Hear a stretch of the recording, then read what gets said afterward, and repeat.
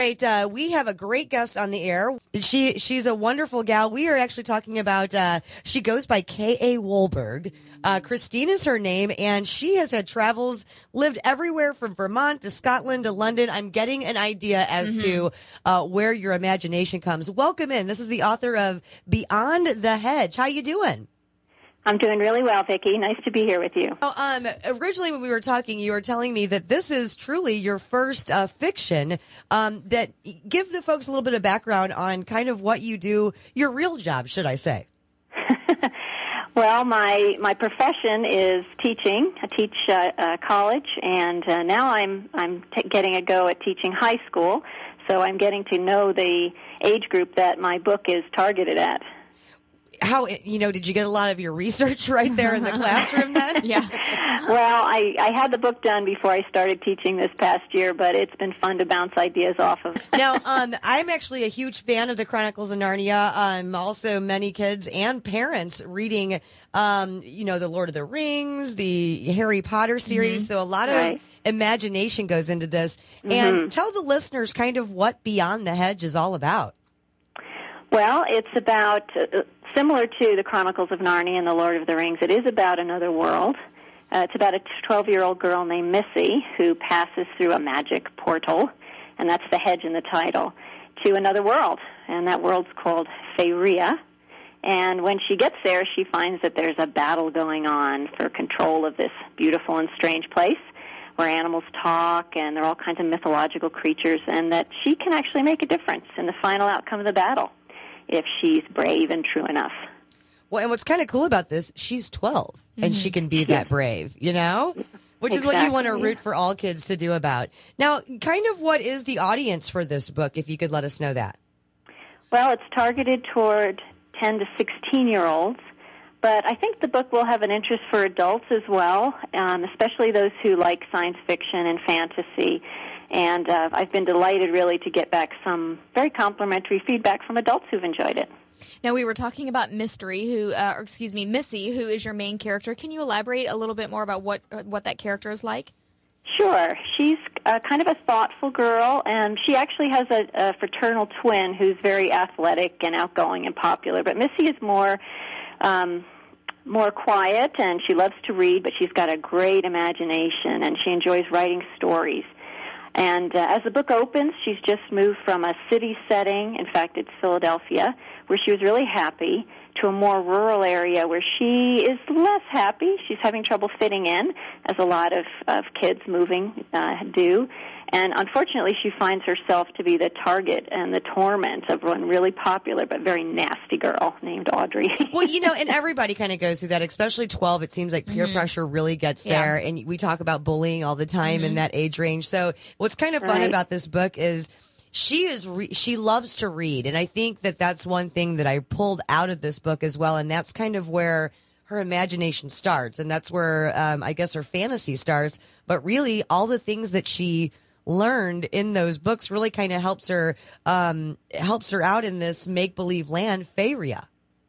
Yes, exactly. And without giving too much of the book away, some of the things she learns in Faeria also help her in her real world. Aha, really? See how this gets there.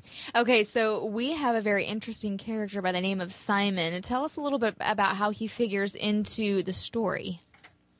Yeah, Simon is the cousin of Audrey, and he also gets into Faeria, as does his dog, who's a bit of a sinister character as well.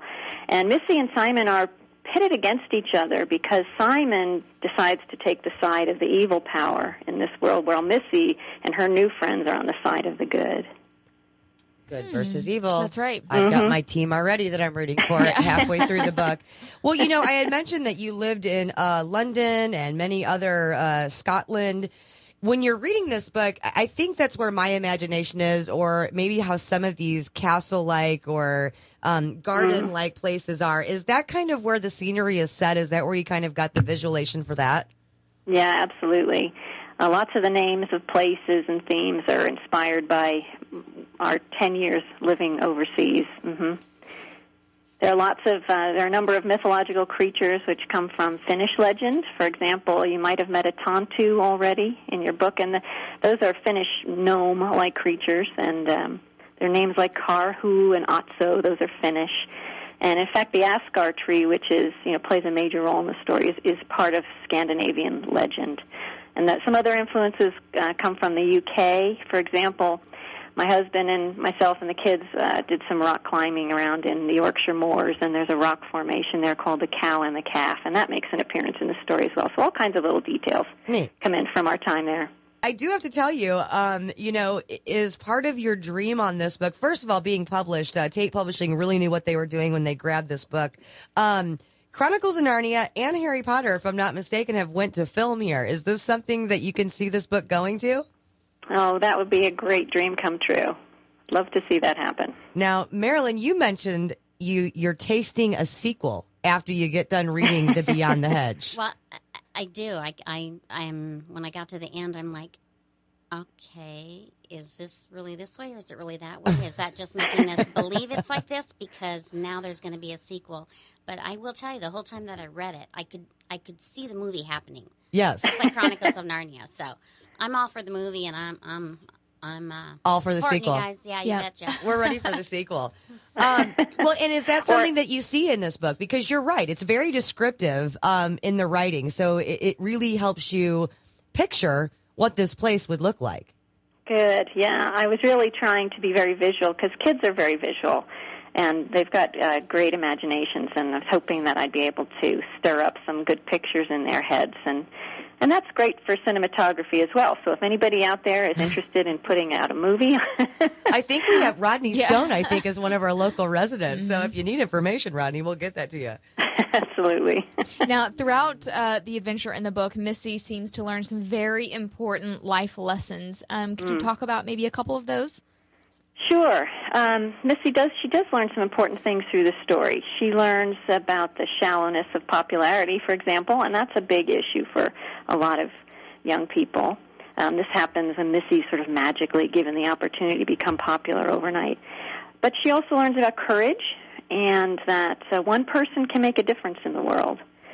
She learns about the importance of forgiveness and maybe most importantly that, we make mistakes, and though we make mistakes, and sometimes they're really big ones, there's always an opportunity for redemption. Our mistakes can have really serious consequences, but I believe there's always hope for the future if we don't give up and we don't despair. So those are some of the things that Missy learns that I hope that readers will take away with them. Well, in the original target audience that we talked about, the 10 to 16-year-olds, wow, if we could get each one of those lessons learned by that age group, the world would be a much better place, that's for sure. Now, we had mentioned Tate Publishing picked up this book for you, Beyond the Hedge, by K A Wolberg. Where can folks find this book at? Well, they can get it on Amazon or Borders or any major book retailers. If they'd like to get a signed copy, they can go to my website, ChristineWolberg.com, and click on publications, and I'd be really happy to send them a signed copy at 10% discount and free shipping, too, if they mention this interview. Did you hear our two favorite words? Discount and free. Free. Right in the same sentence. That's great. Well, do me a favor and spell out your name so folks who are listening to this interview now can actually get that. Sure. It's Christine with a K, Kristine, and Wolberg, WOLB as in boy, ERG as in girl.com. Folks, go again, Christine, Kristine, WOLBERG.com, and check out publications because this is a good one. Like I said, the Lake of the Ozarks is rooting for a sequel and a movie. Fabulous.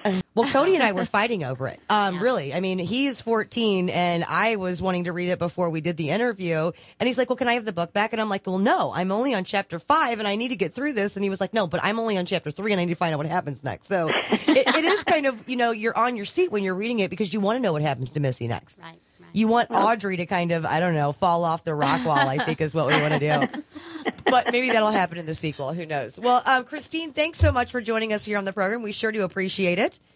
Well, it was a pleasure. Thank you, Vicki. Thank you. Beyond the Hedge is the book that we're talking about. It is going to be a great one for your bookshelf, and you will read it over and over again.